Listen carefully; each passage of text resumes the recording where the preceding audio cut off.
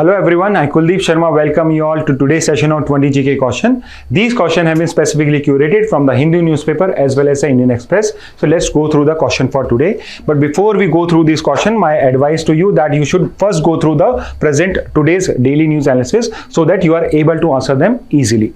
So पहले question पे आते हैं. First question is from Olympics only. तो विनेश फोगाट है, उनको डिस्क्वालीफाई कर दिया गया था. And the first question is कि विनेश फोगाट ने किस पर्टिकुलर वेट कैटेगरी के अंदर में कंप्लीट किया था. तो she participated in the 50 weight category. 50 के बाद में जो नेक्स्ट कैटेगरी होती है वो 53 होती है, फिर 56, 57 और फिर 62.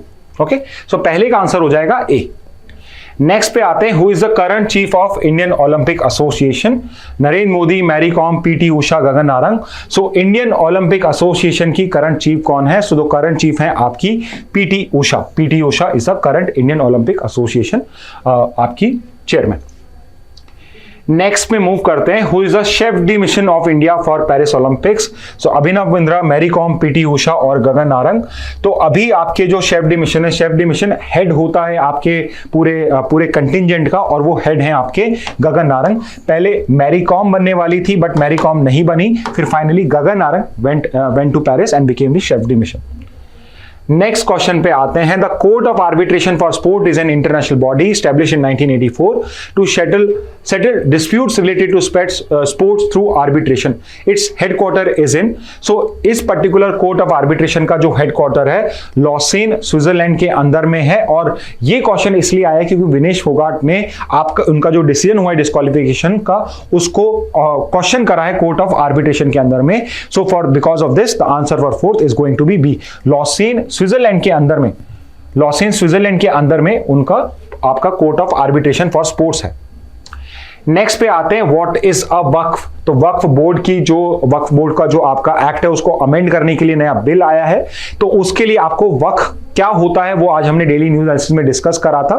तो वक्फ होती है बेसिकली, वक्फ की प्रॉपर्टी होती है बेसिकली. तो वक्फ वो प्रॉपर्टी होती है जो किसी पर्सन ने, किसी मुस्लिम्स ने वक्फ बोर्ड को डोनेट कर दिया सो दैट वो उसको रिलीजियस या चैरिटेबल पर्पस के लिए यूज कर ले. सो उस हिसाब से फिफ्थ का जो आंसर है वो हो जाएगा A. An endowment made by Muslim for religious, educational और चैरिटेबल पर्पसेस. बेसिकली मैंने कोई प्रॉपर्टी दान करी वक्फ को जो उसकी चैरिटेबल पर्पस के लिए यूज हो सकती है, वही एक वक्फ प्रॉपर्टी होती है. सो फिफ्थ का आंसर है ए.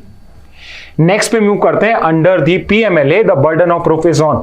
सो ये एक इंटरेस्टिंग क्वेश्चन है बिकॉज अभी आपका जो पीएमएलए जो एक्ट है उसके अंदर में जो बर्डन ऑफ प्रूफ होता है रेदर देन कि वो प्रोसिक्यूशन पे हो, ये एक्यूज के ऊपर पे होता है. और यही आपका क्वेश्चन है कि जो पीएमएलए उसमें बर्डन ऑफ प्रूफ किसके ऊपर पे होता है. तो remember this, it is on the accused.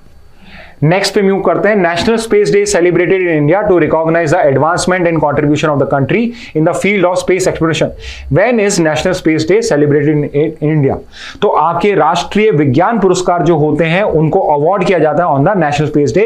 Announce किया जाता है एक पर्टिकुलर डेट को. So if you know that particular day, mention it in the comment box. किस डेट को अनाउंसमेंट होते हैं और ये अवार्ड किए जाते हैं on national space day which falls on August 23rd. तो सेवेंथ का आंसर हो जाएगा सी आपका यहां पे. नेक्स्ट पे आते हैं आपके, Shanti Swarup Bhatnagar prize is an award by government of India given to exceptional individual in which field of work.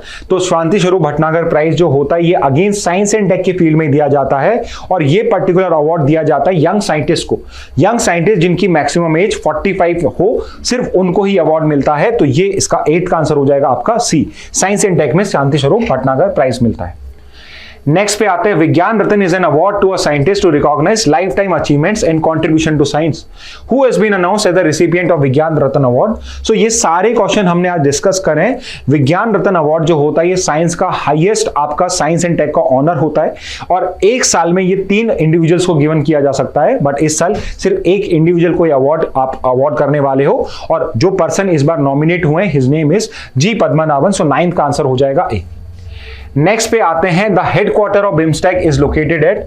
सो जो आपका ये बे ऑफ बंगाल का इकोनॉमिक ब्लॉक है जिसमें 7 कंट्रीज हैं, इसका हेडक्वार्टर कहां पे है. तो इसका हेडक्वार्टर है ढाका बांग्लादेश के अंदर में. बिकॉज बांग्लादेश के अंदर में इस बार टर्मोइल चल रहा है, अभी वहां पे इंटरिम गवर्नमेंट है, तो इस वजह से ये क्वेश्चन भी आपके लिए इंपॉर्टेंट हो जाता है. It's a simple question, BIMSTEC का हेडक्वार्टर कहां पे. So you should know Dhaka Bangladesh में इसका हेडक्वार्टर है.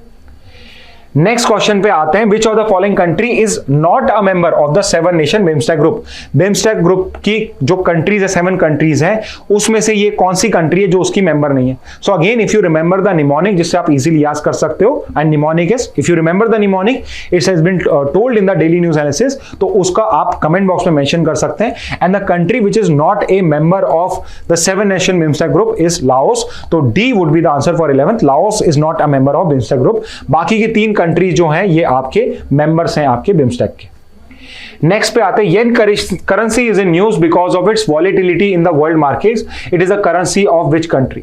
तो येन करेंसी आपकी न्यूज में बिकॉज इसकी वजह से स्टॉक मार्केट के अंदर में बहुत ज्यादा वॉलेटिलिटी है। वॉलेटिलिटी का मतलब क्या होता है, बाइंग और सेलिंग बहुत ज्यादा स्पीड पे हो रही है, बहुत जल्दी जल्दी हो रही है, तो उसको हम वॉलेटाइल मार्केट बोलते हैं। तो येन जो करेंसी है वो जापान की करेंसी है, और ये वॉलेटिलिटी इसलिए क्रिएट कर रही है बिकॉज येन की जो इंटरेस्ट रेट है, जो जापान में आपके सेंट्रल बैंक ने इंटरेस्ट रेट है उसको इंक्रीज करा है, इस वजह से येन की जो डिमांड है वो मार्केट के अंदर में इंक्रीज हो रही है। ओके, नेक्स्ट पे आते हैं, what does IMF's SDR stand for.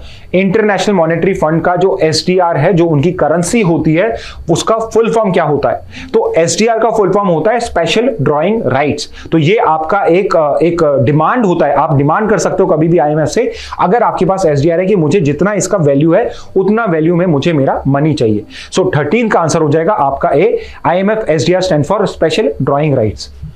Next question पे आते हैं, what is a basic unit of information in quantum computing called.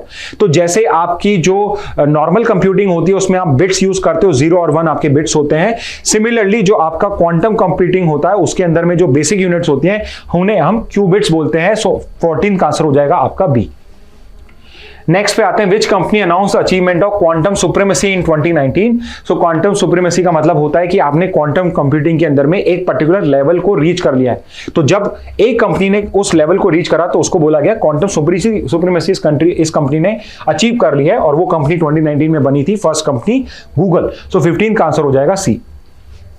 Next question, Scarborough Shoal is a disputed territory in the South China Sea, primarily disputed between China and which other country? So आपके South China Sea के अंदर में कई disputed island है, जिसमें से एक particular island है Scarborough Shoal, जो disputed है between China and Taiwan on the one side and Philippines on the other. So 16 का आंसर हो जाएगा डी। नेक्स्ट पे आते हैं, which article of the Indian constitution requires the president to lay the union budget before both houses of parliament.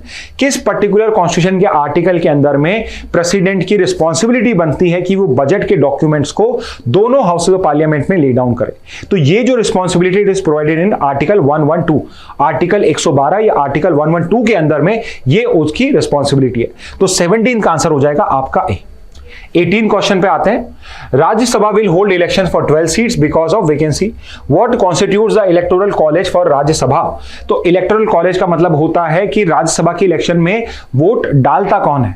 तो राज्यसभा के election में vote डालने वाले होते हैं स्टेट के MLAs, member of legislative MLAs. तो विच मींस 18 का आंसर हो जाएगा भी। ना तो लेजिस्लेटिव काउंसिल के मेंबर्स में वोट डालते हैं, ना लोकसभा के मेंबर्स डालते हैं। सिर्फ और सिर्फ जो इलेक्टेड मेंबर्स होते हैं आपके लेजिस्लेटिव असेंबली के हर स्टेट के अंदर में, वो ही राज्यसभा के इलेक्शन में वोट डालते हैं। तो अब जो 12 सीट वेकेंट हुई हैं डिफरेंट स्टेट्स में, जो उनके रिप्रेजेंटेटिव्स होते हैं वो ही उनके एमएलएस उनके लिए वोट करेंगे। सो 18 का आंसर है बी। पेन अल्टीमेट क्वेश्चन आज का, राज्यसभा और council of state includes members who are nominated by the president. How many members are nominated to the Rajya Sabha by the president. तो प्रेसिडेंट के पास में इलेक्टेड एमएलए एमपीस के अलावा कुछ मेंबर्स को नॉमिनेट भी करा जाता है, और ये जो नॉमिनेटेड मेंबर्स होते हैं ये एक्सपर्ट्स होते हैं अपने फील्ड के, सो दैट राज्यसभा जो है वो उनके एक्सपर्टाइज से अच्छे लॉज क्रिएट कर सके। तो प्रेसिडेंट के पास में पावर होती है ऐसे 12 मेंबर्स को नॉमिनेट करने की।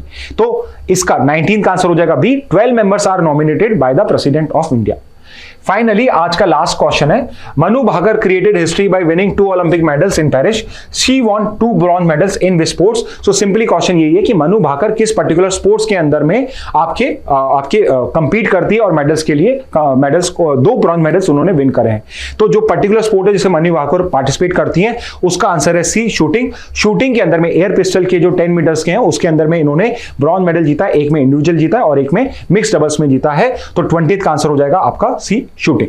Okay, so student, these were the 20 GK questions for today. I hope you find these questions interesting and informative. So that's it from my side for today. Thank you and have a very nice day.